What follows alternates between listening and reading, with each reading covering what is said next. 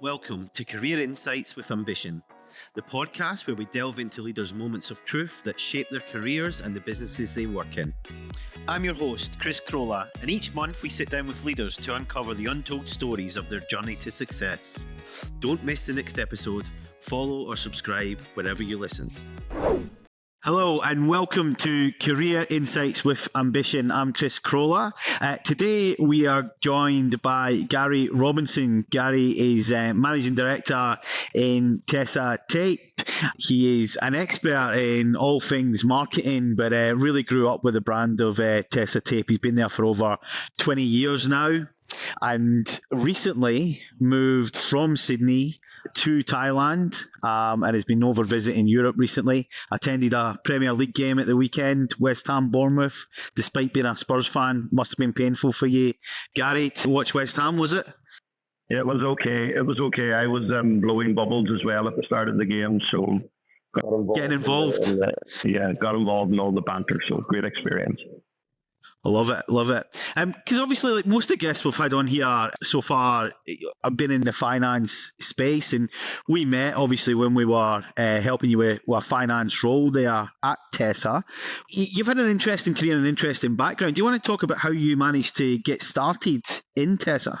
Yeah, I actually started in sales at a very early stage, immediately after graduating in Queen's University Belfast. I went in sales role, and I'd worked there for a number of years. It was actually with a local company, but part of a much bigger company, selling hard drinks and soft drinks, so wine, spirits, alcohol, etc. So I'd done that for a number of years, but I kind of felt I'd missed out. I hadn't really seen much in the world, so I decided to give that all away and go backpacking. I ended up in Australia, met a girl there, as you do. And a number of years, so that was 1994. And then by 1998, we decided to settle down in Australia. So we went back there. We were living in the UK at the time. We went back to Australia. And I started working basically at any job I could get.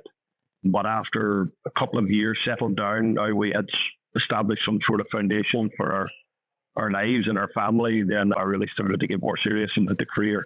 A job, I basically went to agencies like yourselves, said I was available, and I got placed in Tessa, which wasn't the first choice for me, but it was the more I heard about the business. So a good recruitment agent, I would say, but also meeting the managing director at the time.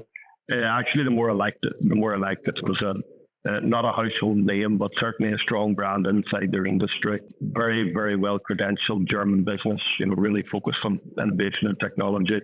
And the business was in good shape as well, which was interesting. So yeah, that was 1998, and I've been there ever since. Wow, excellent. What was it that sort of attracted you to the Sydney business in particular? You mentioned that you interviewed with the managing director. Was it the mentoring that you would get there, or was it just a possibility of getting a job in Sydney? I had a job in Sydney already, so I wasn't really in a position where I needed to jump and immediately at the first job. So I could take my time. I liked the idea, first of all, that it was industrial sales. Most of my career then had been fast-moving consumer goods. And industrial sounded, it was different. I'd not done it before. That kind of B2B relationship aspect of that interested me. They had a good setup as well in Australia. So they had, I would say for a company that big, they had a substantial sales team, each state represented, but also specialized segments represented. So in those days, we actually had an automotive business, for example, in Australia. So we had the auto OEMs based in Melbourne and Adelaide, and we had a team looking after that. So I just found that part very interesting, completely new, never done anything like it before. It was more to do with, I guess, the chemical industry than FMCG, but also interesting customer base, interesting setup for the people. And I thought it would be quite a different experience, learning curve. Excellent. Right. And you've obviously progressed really well throughout the organisation. What has that journey been like for you? What was the path that was laid out for you? It was good. I've really enjoyed it over the years. And like, if you think about it, I came in and managed a team of seasoned professionals who had a lot of experience in the industry that I had no experience in at all. So I think, to be honest, I felt that was quite a courageous move from my perspective. So it was a kind of almost fake it until you make it sort of stuff. And I found that really challenging, but I did pick it up quite quickly. I picked up the kind of more technical aspects of our products, but also built good relationships inside the business and outside the business. After 5 years, I got the chance. The managing director was retiring. And actually, he had told me pretty early in the piece that he felt that it could be a good idea that I now start thinking about that role. So that was after about 2 years in as the national sales manager. So I kind of was steering myself towards that anyway. And then, he did retire. I did a selection process that involved me going to Hamburg. It was really interesting, actually. It was kind of 007 stuff. You showed up at some mansion in the German countryside and you were handed an envelope. And it ended up, it was a case study. But actually, you had the weekend to work on it, and then the case study actually presented to members of the board. I got their feedback, etc. So that was really kind of different and cool. But it also told me that this is a serious company, and they really do take their decisions on their key people in a serious way. And I was offered the job. Then managing director for many years after that, and got an opportunity in the last 5 years to do something different again, which has been good. How's your role evolved in the last 5 years? Right, so managing director, and then we had some restructure in terms of our business, some much more emphasis on business units, as well as the sort of geographical setup of the business, so region Asia, China, US, Europe. Also layer that with the various business units we're focused on, which is automotive industry, electronics, the print industry, and then basically everything that isn't those three is sort of clustered into industrial. So I was offered the role of head of industrial trade and converting for Asia Pacific, but it's a joint role with the managing director of Australia. So, and I did that for a number of years, but that's quite challenging from the fact that, you already have a day job. Now you've got a night job because you do tend to be on different time zones when you're working from Sydney for a European company. But also the role itself wasn't getting probably the attention that it deserved. It's the biggest business unit we have in Asia Pacific. So it's extremely important to the success of the business. So that evolved into a full-time role as head of industrial trade and converting, and leaving the manager director role, which I chose to do.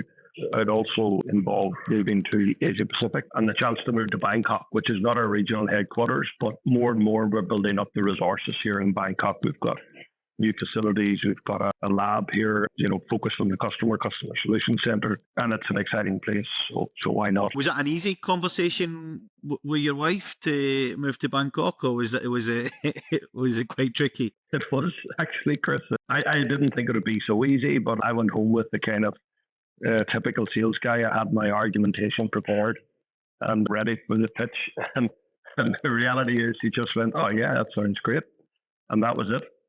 There was no other discussion. Then I think my wife was at that stage in her career and journey that she was ready for something like this. The kids are growing up, but still at home. I think she was ready to move on from parenting and give them some independence, and plus it gave us a great opportunity to have another journey. So she was completely supportive from the very start. Said yes, let's go for it and do it. I would have been more apprehensive than her, to be honest. So far, it's worked out really well. So it was a good decision by both of us. Okay.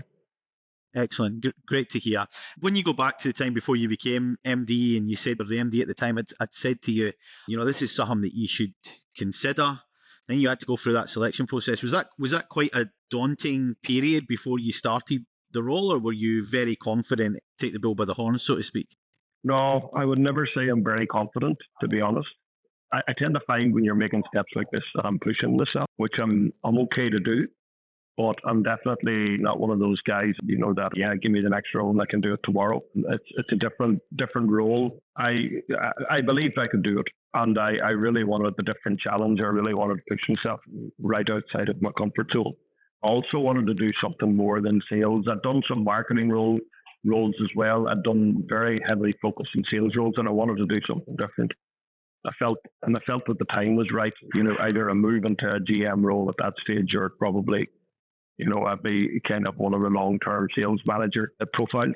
So I went for it. So not super overconfident, but definitely not super nervous either. I felt it was well within my ability and scope. And yeah, it turned out to be a good move for me. I think a good move for the business as well. The business has done well while I've been there. So. Excellent. Yeah, good to hear. It's amazing the amount of people that talk to me about almost not necessarily imposter syndrome in general, but the feeling that it is a step up for them, that they are not 100% confident in the challenge that's going to be ahead of them, but they want to take it on. They want to grab that bull by the horns and really go with it. And I think that from the outside looking in, people just see a sense of confidence around people walking into these roles like they've been doing them or could do them for a while. And it's really good for you to open up in that way for people, who are going to be moving into these roles hopefully later in their career. It's all right to learn a lot whilst we move forward in these roles as well. Yeah, absolutely. I think you said something there that I find very interesting, and I've tried to do my whole career, which is be open. So I've never been afraid to expose the weaknesses and the challenges I face to the team.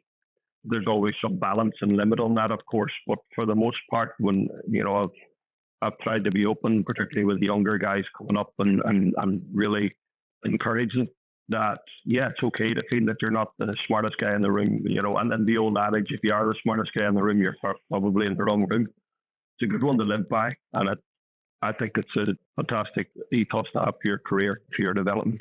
Never be afraid to take that next step. Good.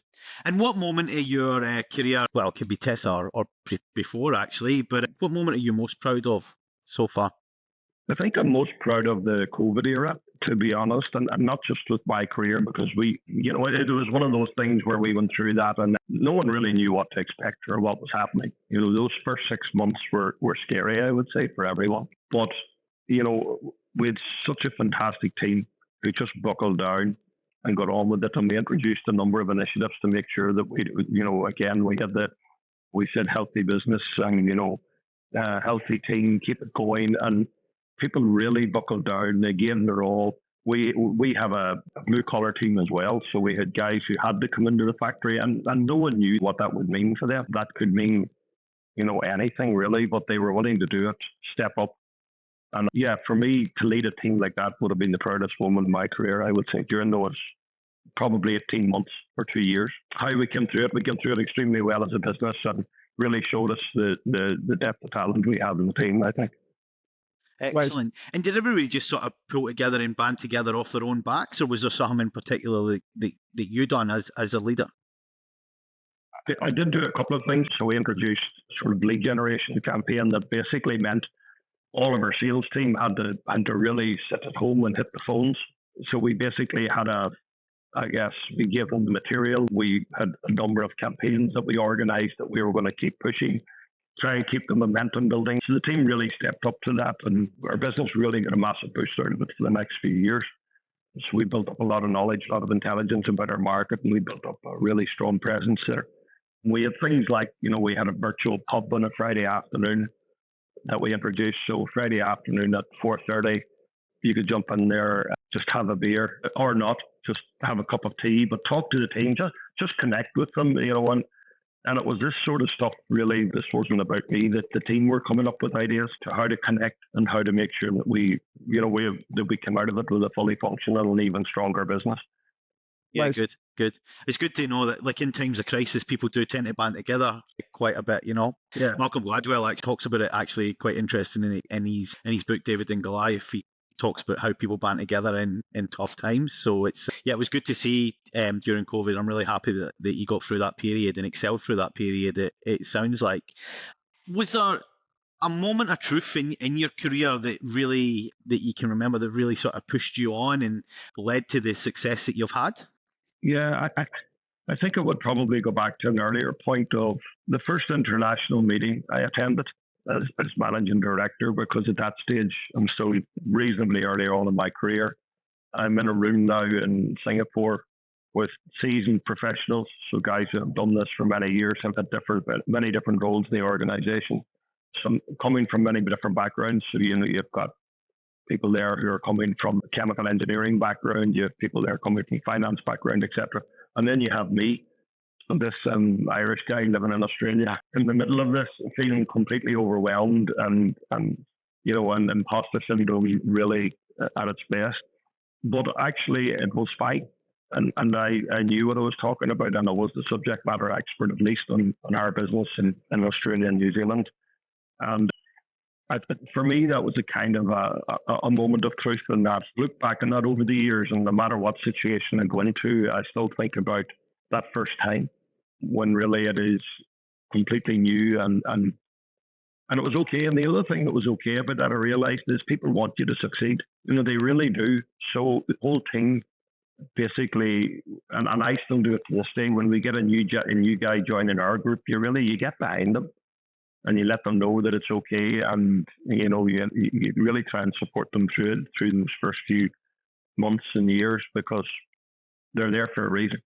That's for sure. Definitely. Yeah. You never know. They might have been sitting there thinking the same thing about themselves. So it just shows you the situation that you're in, But no, yep. I definitely know what you mean. When people are public speaking, very rarely do people wish ill on them as well. So it is a case of people genuinely do want you to succeed generally anyway. So I think so. Yeah.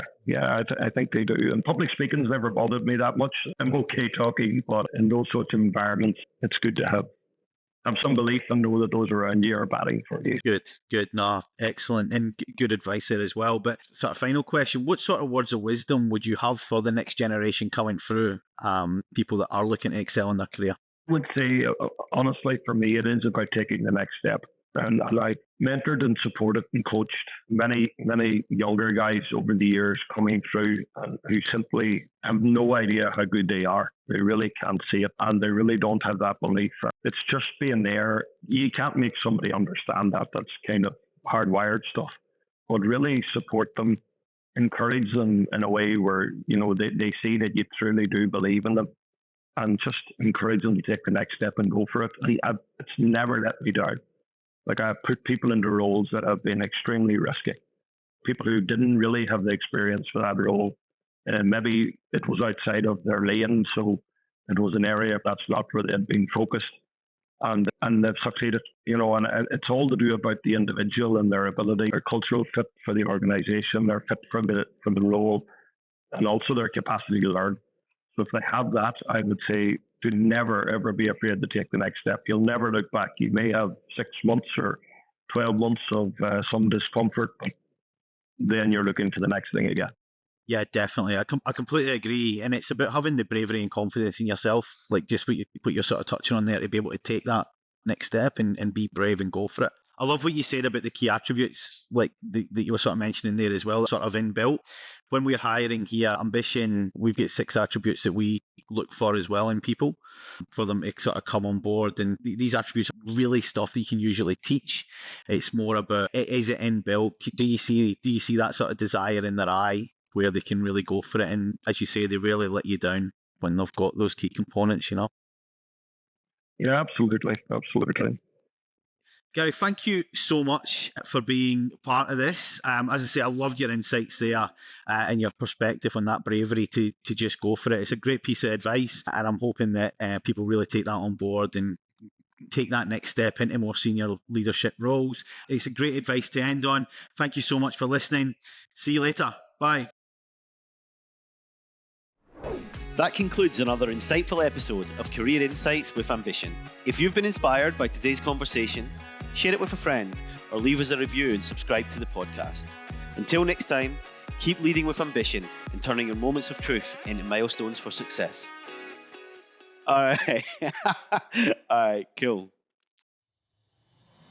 Career Insights with Ambition, brought to you by Ambition, a specialist recruitment agency committed to building better futures for organisations we work for and the professionals we help. Subject matter experts in accounting and finance, banking and financial services, technology and transformation, we're here to help. Find out more at ambition.com.au.